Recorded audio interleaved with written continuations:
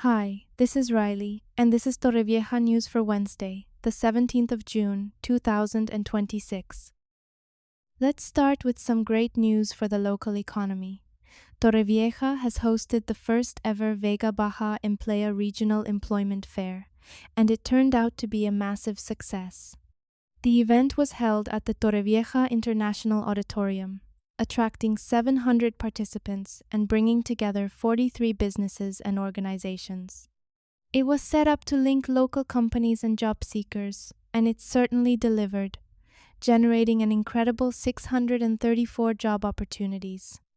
Attendees were able to take part in fast-track interviews and get expert career guidance, while businesses got the chance to tap directly into our fantastic local talent pool.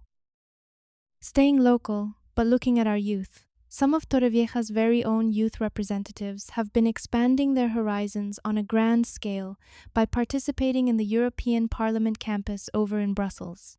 It is a fantastic opportunity for the town's younger generation to engage directly with European governance and represent our community on an international stage. Now, moving down the coast slightly to the Orihuela Costa school community, where parents and staff at the Los Dolses school have been staging protests. The school, which looks after over 600 students, is facing severe health hazards and structural damage.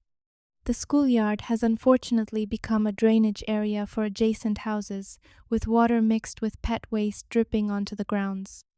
It has got so bad that a third of the yard has been cordoned off due to a risk of the boundary wall collapsing.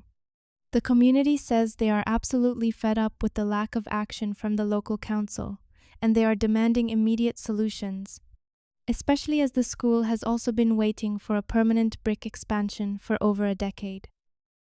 Widening out slightly to the wider Alicante province, there is a big push for beach safety this summer. Alicante City Council is going to distribute 50,000 waterproof identification wristbands to help prevent children from getting lost on the beaches. Parents can pick these up at first aid stations and write their name and contact number on them, allowing lifeguards to reunite families quickly if a little one wanders off.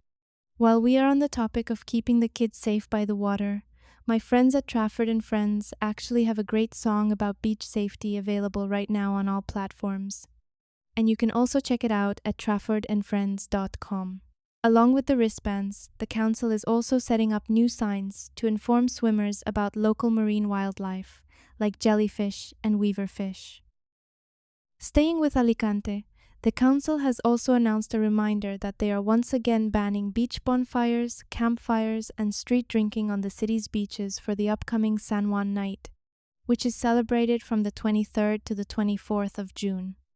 To keep the beaches clean and safe from sharp objects like broken glass, a local police surveillance operation with 50 officers will be active to stop people bringing firewood or glass onto the sand.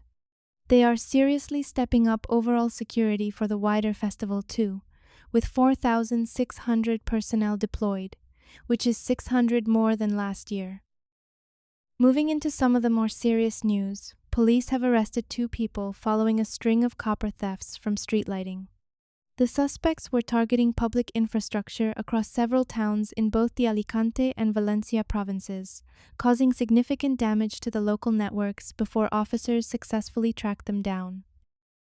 And finally, we have some very sad news from further up the coast. The body of a 78-year-old Swiss snorkeller was found floating in the waters of Calpe on Monday afternoon.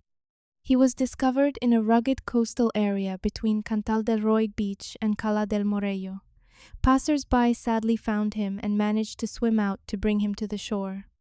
A medical team arrived quickly to perform resuscitation maneuvers, but unfortunately he had already passed away. Because of the incredibly steep, rugged terrain, a special operation involving a mountain rescue team from the Guardia Civil had to be brought in to recover the body later that evening. That is a brief look at what is happening around us today. If you want to find out more about these stories and others, visit thisistorrevieja.com and remember to follow and subscribe wherever you get your podcasts. I'm Riley Villa. See you next time.